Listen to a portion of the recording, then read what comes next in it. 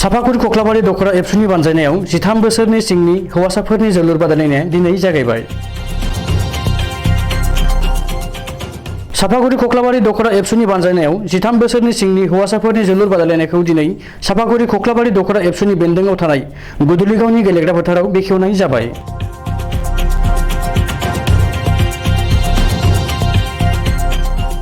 बड'फा गोजोरथियारि सोलायनाय मावबिथांखिजों सोमोन्दो लाखिनानै लोगोसे रुंसारि राजु गयारिनि मुङै साफागुरि कख्लाबारि दख'र एबसुनि बानजायनायाव साफागुरि कख्लाबारि दख'र एबसुनि बेन्दोंआव थानाय गुदुलिगावनि गेलेग्रा फोथाराव बेखेवो।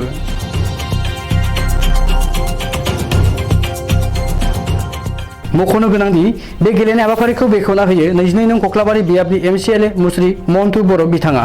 आरो बे हाबाफारियावनो बाहागो लाफैनो हाबावो बाक्सा जिल्ला एबसुनि लेङाइ आफादगिरि हांगोमा बर', साफागुरि कख्लाबारि दख'र एबसुनि बोसोनगिरि बैखान्थु बसुमतारी आरो गुदुलिगाव VCDCनि चेयारमेन बिकेन बर' बिथांजों लोगोसे फारियै दख'र एबसुनि मावथि बिबानगिरि बिथांमोना बाहागो लायो।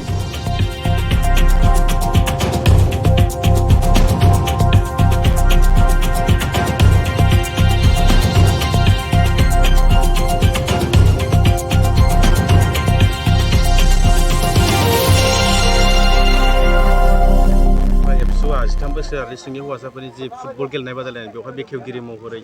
आलासि महरै लाबोदों बे समाव नोंथाङा बुंगोन। थारैनो सिगे दख'र दुलाराय बर' फरायसा आफादनि जि हाबाफारि बे हाबाफारिया बाख्नायथाव जादों। मानो होनोबाथाय बिथांमोना थांनाय बोसोरनिफ्रायनो दुलाराय बर' फरायसा आफादनि बिथोन बायदियै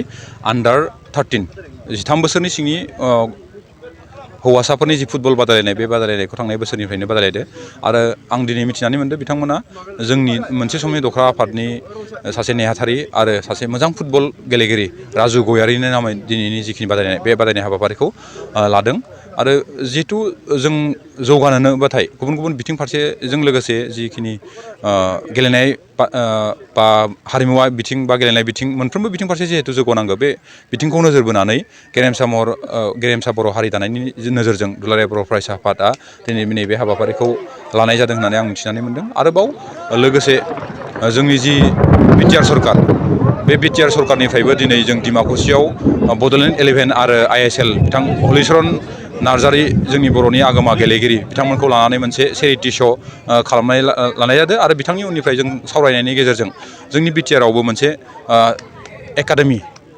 फुटबल एकाडेमि मोनसे खुलिनायनि जि थांखि लानाय जादों आरो बिनि गेजेरजों जों जुदि मोनसे मोजां गेलेगिरि दिहुननो हायोबा बा जोंनि गेजेराव बर' हारिनि गेजेराव गेलेगिरि दिहुननो हायोबा थारैनो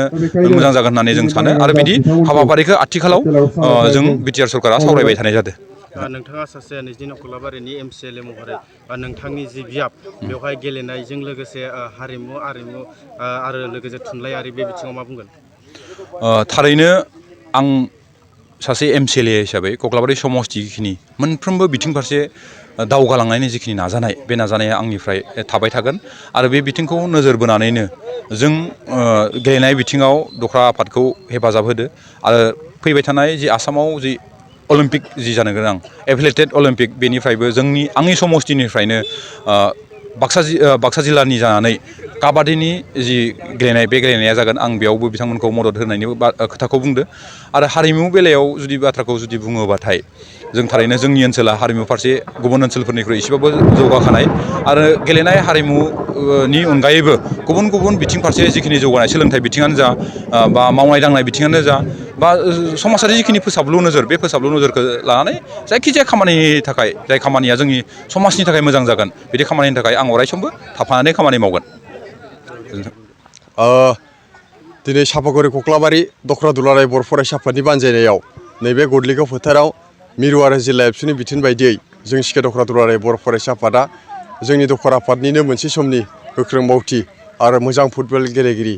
गोसोखां राजु गयारिनि मुङाव जोङो आन्डार 13 फुटबल जि कम्पिटिसन बेखौ जोङो जागायबाय आरो बेवहाय जोङो दिनै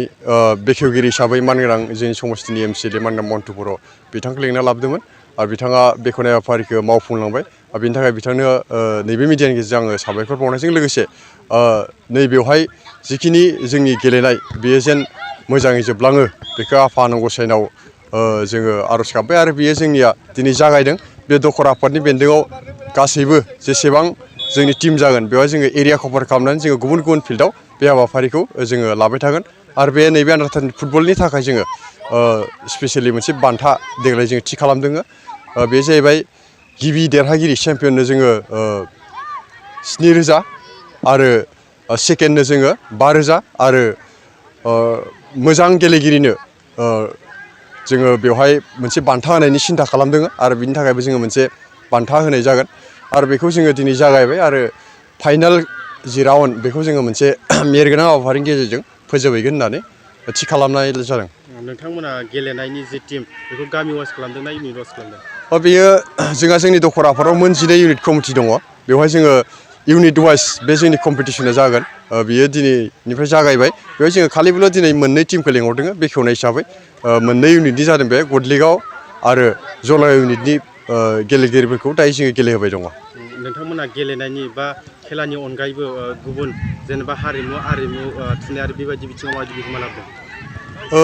सम आरो थासारिखौ लानानै जोङो दुलाराय बर' फरायसा आफादा बेबायदि हाबाफारिखौ जों लाबाय थादों। जेरै दिनै जोङो आन्डार 13 फुटबलखौ जागायदों। बेनि उनाव बैसागोनि खाथियाव जोङो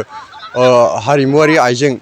बर'नि दामग्रा देग्रा खाम सिफुं बेबायदि सेरजा दामनाय देनायखौ जों फोरोङो आरो थुनलाइयारि आयदायावबो जोंहा आगस्ट दाननि गेजेराव जोङो मोनसे थुनलाइयारि बादायलायनाय खन्थाइ लिरनाय आरो सुंद' सल' लिरनाय बादायलायनाय बेबायदि जोङो थि खालामनाय जादों आरो बेनि अनगायैबो जोंहा दंखायो कुइज कम्पिटिसन जोङो बोसोरफ्रोमबो होयो बे थागोन। डिबेटिं कम्पिटिसन बे बोसोरफ्रोमबो जायो बे थागोन आरो बेनि अनगायैबो सम आरो थासारिजों नायनानै जोङो जोंनि एक्टिभिटिखौ बेबायदिनो लांबाय थागोन।